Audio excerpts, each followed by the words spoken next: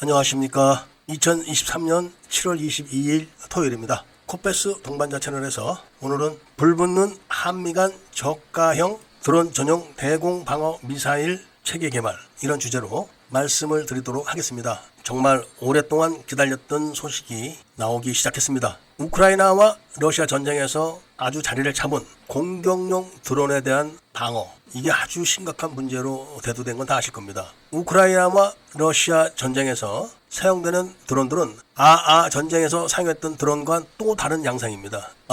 전쟁에서는 터키의 공격용 드론들이 아주 맹활약을 했지만 우크라이나와 러시아 전쟁에서는 큰 활약을 제대로 못했습니다. 그만큼 대비하는 수준이 높아진 겁니다. 대신 크기가 작아지면서 성능이 높아진 공격용 드론들이 등장을 해서 활약을 하고 있습니다. 사거리가 1000km나 되는 공격용 드론도 등장을 했습니다. 이런 드론들은 아무리 비싸봐야 미사일의 반의 반값도 안 할 겁니다. 그렇지만 얻어맞는 입장에서는 탄약고가 전체가 다 날아간다든지 하는 엄청난 피해를 받는 겁니다. 그리고 수십억짜리 전차가 불과 몇 천만 원짜리 드론에 의해서 공격당해서 못 쓰게 되는 이런 피해가 굉장히 늘어나는 겁니다. 어찌됐든 간에 우크라이나와 러시아 전쟁에서도 공격용 드론을 방어하는 수단은 대공포와 휴대용 미사일이 주력입니다. 딱히 공격용 드론의 최적이다, 이런 방어 무기 체계는 아직은 없습니다. 그렇지만 탐지들은 거의 완벽하게 해 나가는 것 같습니다. 중요한 게 탐지죠. 탐지를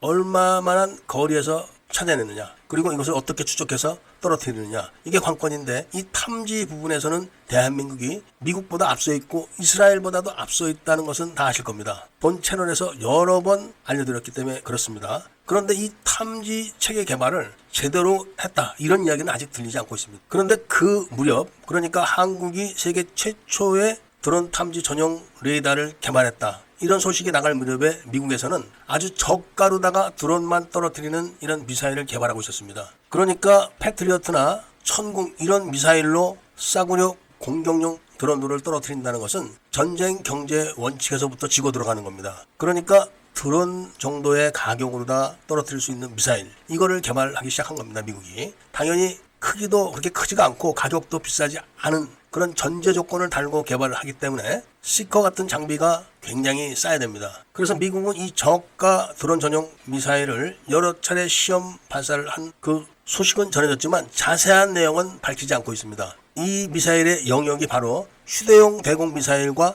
저고도 방공 미사일 영역 사이에 존재하게 만든다는 겁니다. 그러니까 휴대용 미사일 가격보다는 조금 높고 저고도 방공 미사일보다는 낮은 가격으로 새로운 영역을 개발하는 겁니다. 그러니까 고도를 10km에서 20km 사이, 이 정도로 맞춰놓은 것 같습니다. 물론 드론도 막을 수가 있지만 순항미사일을 막을 수 있겠다고 합니다. 순항미사일까지만 방어를 할 수 있으면 본전을 뽑고도 남는 겁니다. 그래서 우리나라에서도 이 미사일을 개발하기를 이미 관계기관에서 잠정적으로 합의를 하고 소요 제기를 하려고 한다고 합니다. 그래서 NIG가 이 부분에 대해서 자체적으로 먼저 기술 개발을 하기 시작했다고 하는데, 가장 중요한 게 미사일이 목표물을 찾아가는 이 시커, 이거를 저가로 만들어야 되는데 이 부분을 성공시켰다는 겁니다. 이미 우리나라에서 미사일 시커만 전문적으로 공급하는 중소기업체가 있는데, 이 중소기업체와 NIG가 손을 잡고 협업 형태로 개발한 것 같습니다. 그 부분이 신기술이라고 합니다. 미사일이야 저가로 할 수 있는 130mm 유도 로켓이나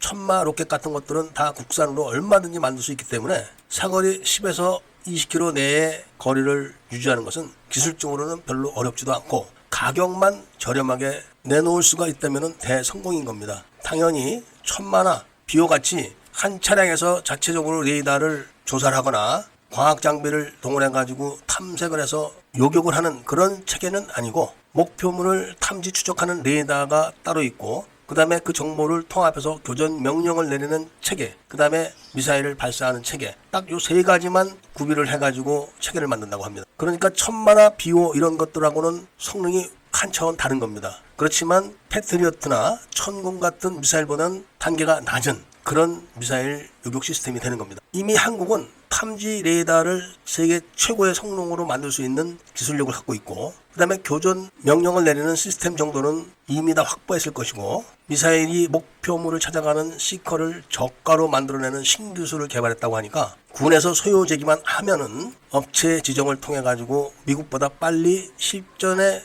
투입할 수 있는 결과가 나올 것 같다는 말씀을 드리면서 오늘 이야기를 마치고자 합니다. 사실 이런 연구개발은 진작에 했어야 된다는 아쉬움을 전하면서 애국 시민분들과 밀매분들께 구독을 꼭 좀 해 주십사 하는 부탁을 드리겠고, 좋아요와 알림 설정을 부탁드리면서 이야기를 들어주신 데 대해서 감사드립니다.